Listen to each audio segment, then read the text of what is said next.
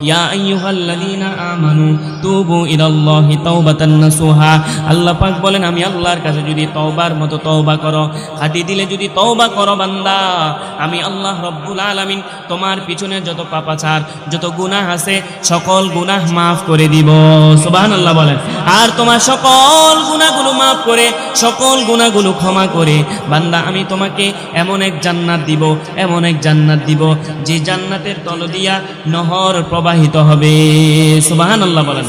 তাহলে এবার দেখেন আল্লাহ পাক রব্বুল আলামিন তো বলতেছেন আমি আল্লাহ রহমান, আমি আল্লাহর রহমতের কোনো শেষ নাই। তাহলে বান্দা যতই গুনাহ করো, যতই গুনাহ করো, তওবা করতে হবে, তওবা করতে হবে। তওবা করলে বান্দা খুশি হয়। আল্লাহ রাসূল এক ব্যক্তির কথা বললেন, এক ব্যক্তি মরুভূমির মধ্যে খাদ্য নিয়ে গেলেন আর পানি নিয়ে গেলেন। হঠাৎ করে ওই ব্যক্তির খাদ্য আর পানি হারিয়ে গেলেন। তো ওই ব্যক্তি হতাশা হয়ে গেলেন, খাদ্য আর পানি টোকাচ্ছেন, টোকায়া দেখতেছে খাদ্য আর পানি নাই। আমাদের কোনো যদি একটা মোটর সাইকেল হারা যায়, একটা মোবাইল ফোন হারা যায়, অথবা যে কোনো আমাদের টাকা পয়সা হারা যায়, কিন্তু এগুলা হারাইয়া গেলে আমরা খুঁজতে খুঁজতে যখন না পাই তখন আমরা সেটার আশা ছেড়ে দিই। মনে করি মোটর সাইকেল আর আসবে না, হয়তো আমার মোবাইল আর আসবে না, এমন যেমনভাবে আশা ছেড়ে দিই, ওই ব্যক্তি তো তার খাদ্য আর পানির আশাটা ছেড়ে দিয়েছে। হঠাৎ করে এক গাছতলায় গিয়ে সে ঘুমাইয়া পড়ছে। ঘুম থেকে হঠাৎ করে উঠে দেখে তার খাদ্য আর পানি তার সামনে। সুবহানাল্লাহ বলে। তাহলে ওই লোকটা কি পরিমাণ খুশি হয়েছে।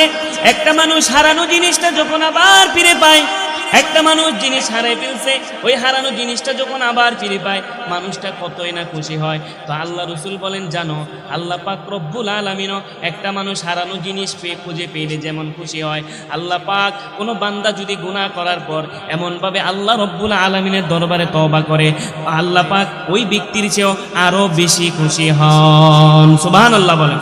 তাহলে আমাদের জীবনে গুনাহ আছে না নাই? আমি রজব মাস থেকে যতখানি আলোচনা করতেছি এই কথাটা সব কানে বলতেছি।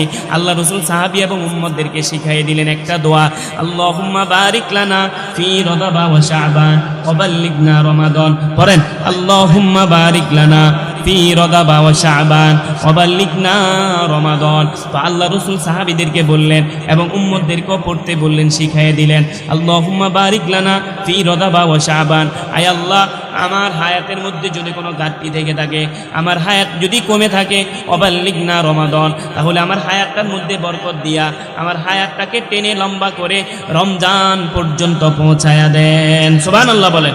তাহলে আমার লগে ডানে বামে তাকে দেখেন কত মানুষ নাই, চলে গেল।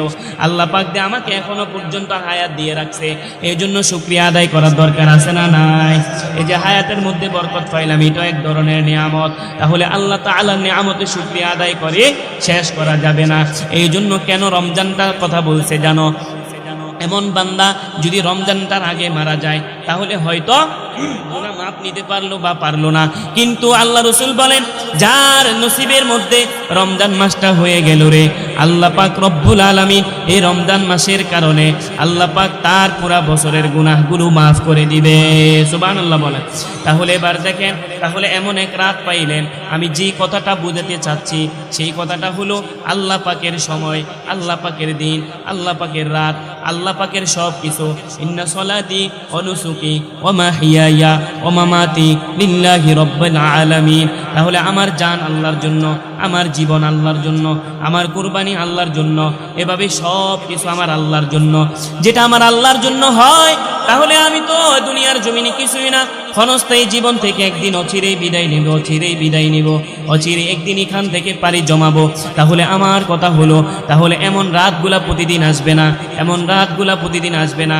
কোনো মানুষ যদি মনে করে হে আমার জীবনে অনেক গুনাহ, অনেক গুনাহ, গুনার দিকে তাকাইলে জাহান্নাম ছাড়া কোনো উপায় নাই, এমন কোনো মানুষ যদি মনে করে, তাহলে সে আজকে রাতটা অন্য রাতের মতো সেভাবে কাটাবে না।